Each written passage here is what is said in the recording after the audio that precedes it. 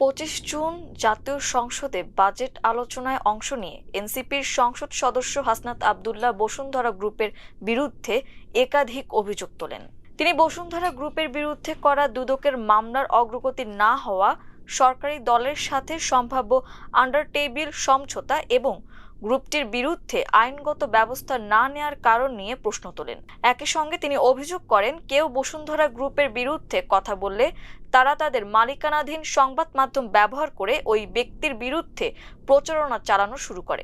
হাসনাতের এই বক্তব্যের পর থেকে গত 4 দিনে হাসনাত আব্দুল্লাহর বিরুদ্ধে বসুন্ধরার মালিকানাধীন 5টি সংবাদ মাধ্যমে সংঘবদ্ধভাবে ধারাবাহিক সমন্বিত নেতিবাচক প্রচারণা চালানো হচ্ছে।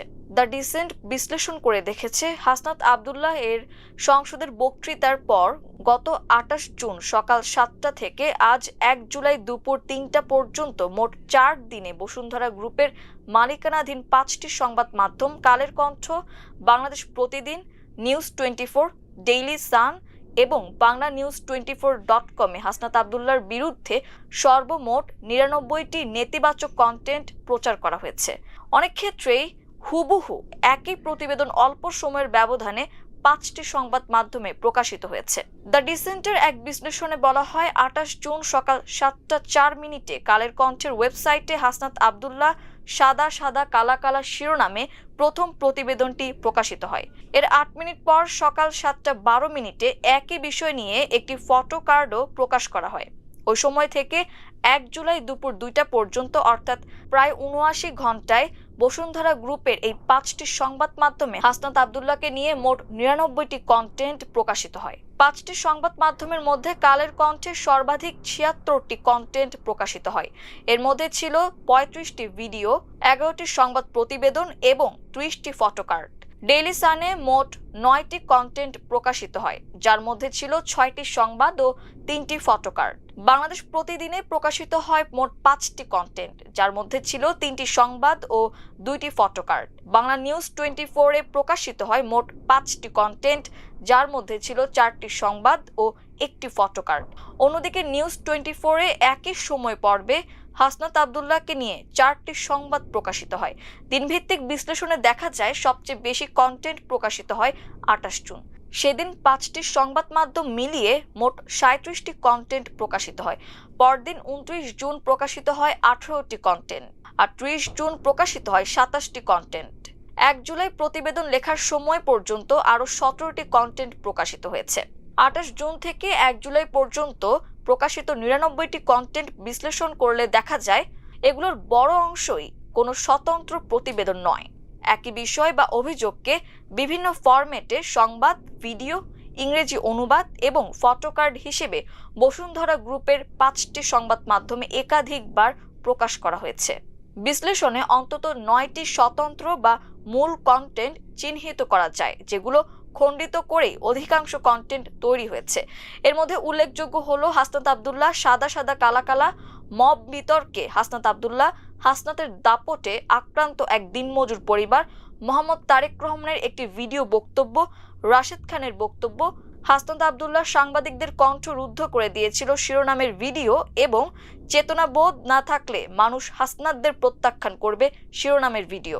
পরবর্তীতে এর সাথে নতুন করে যুক্ত করা হয় বিএনপি নেতা এম এ আউয়াল খানের বক্তব্য, নেতারা শুধু জয় দেখেছেন এবং নির্দিষ্ট প্রকল্পের দুর্নীতির অভিযোগ নিয়ে মসজিদের অর্থ বরাদ্দেই টেন্ডার নৈরাজ্য সংক্রান্ত সংবাদ। পর্যালোচনায় দেখা যায়, বসুন্ধরা গ্রুপের 5টি সংবাদ মাধ্যমের মধ্যে হাসনাত আব্দুল্লাহকে ঘিরে প্রকাশিত কন্টেন্টের প্রধান উৎস বা কেন্দ্র ছিল কালের কণ্ঠ। কালের কণ্ঠে প্রকাশিত কন্টেন্টগুলোর পর্যালোচনায় 3টি ধারাবাহিক প্রবণতা লক্ষ্য করা যায়। প্রথমত, একই কন্টেন্ট একাধিকবার প্ল্যাটফর্মে একযোগে প্রকাশ করা হয়েছে। একটি ভিডিও একই দিন ইউটিউব, ফেসবুক এবং ওয়েবসাইটে পৃথকভাবে প্রকাশ করে কন্টেন্টের সংখ্যা বাড়ানো হয়েছে। যেমন 28 জুন প্রকাশিত হাসনাত ত্রাণের হিসাবও দিতে পারে নাই তারেক এবং 30 জুন প্রকাশিত হাসনাত আব্দুল্লাহর ব্যাপারে চাঞ্চল্যকর তথ্য দিলেন বিএনপি নেতা এম এ আউয়াল। উভয় ভিডিওই একই সময়ে একাধিক প্ল্যাটফর্মে প্রকাশ করা হয়। দ্বিতীয়ত, একটি সংবাদ বা বক্তব্যকে ভেঙে একাধিক স্বতন্ত্র কন্টেন্টের রূপ দেওয়ার প্রবণতা দেখা যায়। বিশেষ করে ফটো কার্ডে একই বক্তব্যের বিভিন্ন অংশে আলাদা শিরোনাম ও ক্যাপশন দিয়ে পুনরায় প্রচার করা হয়েছে। উদাহরণ হিসেবে 1 জুলাই মসজিদের অর্থ বরাদ্দে হাসনাতির টেন্ডার নৈরাজ্য বিষয়টি নিয়ে অন্তত 6টি পৃথক ফটো কার্ড প্রকাশ করা হয়। একইভাবে 28 জুন মোহাম্মদ তারেক রহমানের বক্তব্য থেকেও একাধিক ফটো কার্ড তৈরি করা হয়েছে। তৃতীয়ত, কালের কণ্ঠকে এই কন্টেন্ট প্রবাহের প্রাথমিক উৎস হিসেবে দেখা যায়। অধিকাংশ ক্ষেত্রে প্রথমে কালের কণ্ঠের সংবাদ, ভিডিও বা ফটো কার্ড প্রকাশিত হয়েছে, পরে একই শিরোনাম, একই বক্তব্য বা একই তথ্যভিত্তিক কন্টেন্ট ডেইলি সান, বাংলাদেশ প্রতিদিন, বাংলা নিউজ 24 ও নিউজ 24-এ প্রকাশ করা হয়েছে। তুলনামূলক বিশ্লেষণে দেখা যায় একাধিক কন্টেন্ট প্রথমে কালের কণ্ঠে প্রকাশিত হওয়ার পর একই গ্রুপের অন্য সংবাদ মাধ্যমগুলোতেও ধারাবাহিকভাবে প্রচারিত হয়েছে। ফলে বসুন্ধরা গ্রুপের এই সমন্বিত কন্টেন্ট প্রবাহে কালের কণ্ঠ কার্যত মূল ফিডার বা প্রাথমিক উৎসের ভূমিকা পালন করেছে। গণ অধিকার পরিষদের সাবেক সাধারণ সম্পাদক রাশেদ খান এবং আম জনতার দলের সদস্য সচিব মোহাম্মদ তারেক রহমানের পাশাপাশি বিএনপি নেতা এম এ আউয়াল খানের বক্তব্য এই 4 দিনের কন্টেন্টে উল্লেখযোগ্যভাবে ব্যবহৃত হয়েছে।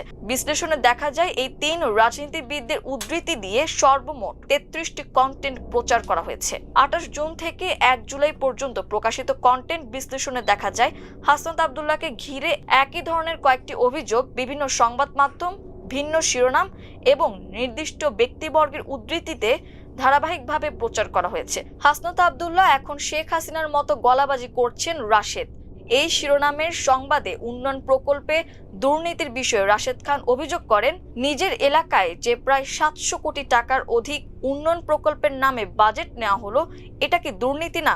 বিতর্কের সূত্রপাত হয় কুমিল্লা জেলা পরিষদের প্রশাসকের একটি বক্তব্য থেকে, যেখানে সর্বোচ্চ 10 কোটি টাকার বিশেষ বরাদ্দের কথা উল্লেখ করা হয়েছিল। রাশেদ খানের উল্লিখিত 700 কোটি টাকার দাবির সঙ্গে এসব তথ্যের মিল পাওয়া যায় না।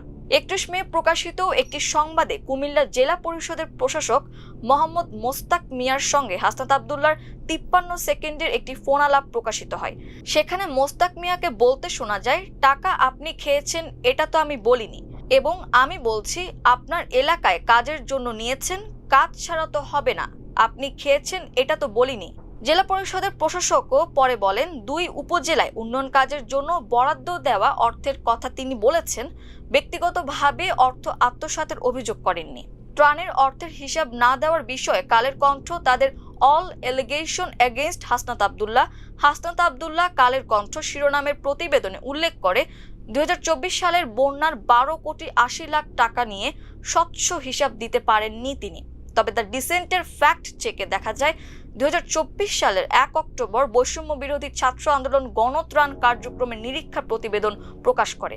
সেখানে জানানো হয় ব্যয় বাদে অবশিষ্ট 9 কোটি 91 লাখ 51,213 টাকা ব্যাংকে সংরক্ষিত ছিল, যার মধ্যে 8 কোটি টাকা প্রধান উপদেষ্টার ত্রাণ তহবিলে দেওয়া হয়। একটি আন্তর্জাতিক অ্যাকাউন্টিং নেটওয়ার্কের সদস্য প্রতিষ্ঠানের মাধ্যমে পরিচালিত নিরীক্ষায় ত্রাণ তহবিল ব্যবস্থাপনায় কোনো অস্বচ্ছতা পাওয়া যায়নি। প্রেস ইনস্টিটিউট অফ বাংলাদেশের মিডিয়া বিষয়ক সাময়িকীর নিরীক্ষা এর 2025 সালের এপ্রিল-জুন সংখ্যায় প্রকাশিত শিকারী সাংবাদিকতার উত্থান পর্ব শীর্ষক প্রবন্ধে গণমাধ্যম বিষয়ক গবেষক অধ্যাপক আল মামুন লিখেছেন, এ ধরনের সাংবাদিকতায় কোনো ব্যক্তি বা গোষ্ঠীকে পরিকল্পিতভাবে লক্ষ্যবস্তু বানিয়ে বিভিন্ন ক্ষমতা কেন্দ্র ও স্বার্থ গোষ্ঠীর যোগসাজশে ধারাবাহিকভাবে কন্টেন্ট তৈরি ও প্রচার করা হয়। লেখকের ভাষ্য অনুযায়ী এতে সাংবাদিকতার প্রচলিত নীতি নৈতিকতা অনেক সময় উপেক্ষিত হয় এবং ডিজিটাল প্ল্যাটফর্ম, মূলধারার সংবাদ মাধ্যম ও সামাজিক যোগাযোগ মাধ্যমের পারস্পরিক সংযোগের কারণে একই বয়ান দ্রুত ও ব্যাপকভাবে ছড়িয়ে দেওয়া সম্ভব হয়। হাসনাত আব্দুল্লাহর বিরুদ্ধে বসুন্ধরার মালিকানাধীন মিডিয়াগুলোতে নেতিবাচক প্রচারণার সম্পর্কে জানতে অধ্যাপক আল মামুনের সাথে কথা বলে দ্য ডিসেন্ট। তিনি বলেন, হ্যাঁ, এটাকে শিকারী সাংবাদিকতা বলা যায়। কয়েকদিনের মধ্যে একজন ব্যক্তিকে লক্ষ্য করে এতগুলো কন্টেন্ট প্রকাশ করা অবশ্যই শিকারী সাংবাদিকতার মধ্যে পড়ে।